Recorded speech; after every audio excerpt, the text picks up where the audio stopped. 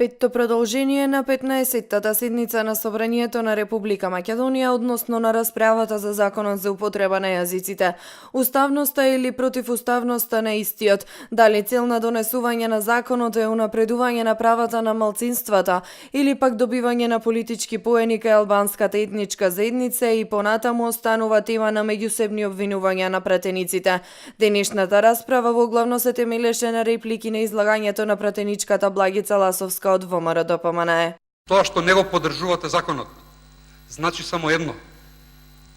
Значи дека вие и вашата партија сте тргнале во погрешен правец. Тоа го покажуваат сите релевантни анкети, освен онаа вашата измислената. Колешка Ласовска, сте тргнале во погрешен правец затоа што не разбирате што се случува.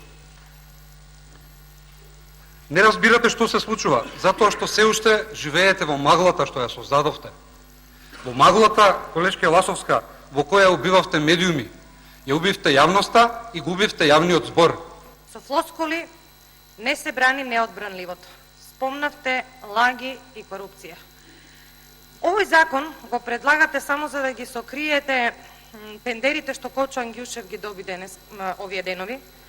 Само да сокриете тендерите кои што и фирмите кои што ги купува вашиот лидер и за жал премиер на Република Македонија, октроираниот премиер Зоран Заев.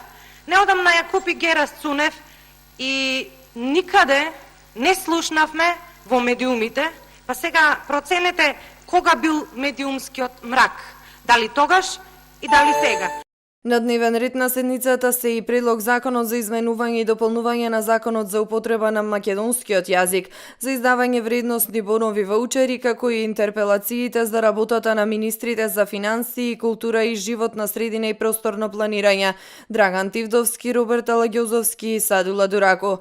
Поради жестоката расправа за предлог законот за употреба на јазиците, неизвестно е кога овие точки ќе дојдат на ред.